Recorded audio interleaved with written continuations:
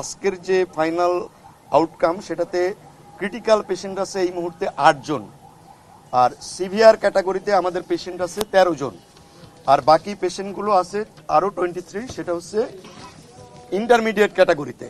অর্থাৎ মোট 44 জন রোগী এই মুহূর্তে আমাদের ন্যাশনাল বার্ন ইনস্টিটিউটে আছে। শিশু এবং বৃদ্ধ যারা থাকে তাদের ডেফিনেটলি তারা ভালনারেবল থাকে। ওই পয়েন্টগুলো আমাদের আগের মতো, আমাদের তো এর আগেও শিশুদের ডেফিনেটলি রেগুলার বেসিসে আমরা চিকিৎসা করে থাকি। ওই পয়েন্টগুলো মনে রেখেই তাদের জন্য যেটা প্রযোজ্য সেইভাবে আমরা ম্যানেজমেন্ট প্রোটোকল ঠিক করেছি। আসলে ভালনারেবিলিটি শুধু শিশু বা বয়স্কর জন্য না, অন্যান্য যে পয়েন্টগুলো অর্থাৎ বার্নের পার্সেন্টেজ কেমন, বার্নের থিকনেস কেমন, সাথে ইনহেলেশন ইনজুরি কেমন, এইগুলোর উপরে বেস করেই আমরা বার্নের এই সিভিয়ারিটিটা আসলে নির্ধারণ করে থাকি। গতকাল পর্যন্ত ছিল 10 জন, তারপর গতকাল রাত 12টা 15 মিনিটে আরেকজনের মৃত্যু হয়েছে। সর্বমোট মিলিয়ে আমাদের হসপিটালে আসার পরে 11 জনের মৃত্যু হয়েছে। সিঙ্গাপুর থেকে যিনি এসছেন ওনারা মানে আমরা যে বার্নের প্রোটোকল জানেন যে সারা পৃথিবীতে প্রায় একই রকম। তো আমরা যে ডিসিশনগুলো নিচ্ছি সেই ডিসিশনের সঙ্গে উনি আমাদের সঙ্গে শেয়ার করেছেন, ওনার কিছু ডিসিশনও আমাদের সঙ্গে শেয়ার করেছেন।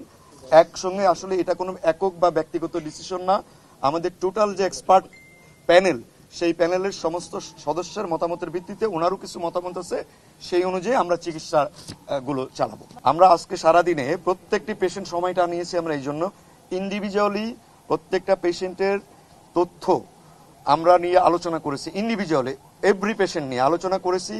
আমরা আমাদের মতামত, ওনার মতামত এর ভিত্তিতে প্রত্যেকটি পেশেন্টের জন্য আলাদা আলাদাভাবে চিকিৎসা, অর্থাৎ কীরকম ড্রেসিং হবে, কারোর অপারেশন প্রয়োজন হবে কিনা, ওষুধের কোনো চেঞ্জ হবে কিনা, এইগুলো আমরা ক্যাটাগরাইজ করেছি 1 নম্বর। আর 2 নম্বর হচ্ছে যে উনি কতদিন থাকবেন এই ব্যাপারটা এখনো ঠিক হয় নাই। এই ব্যাপারটা ওনার সঙ্গে আমরাও পরামর্শ করব, উনিও আসছেন।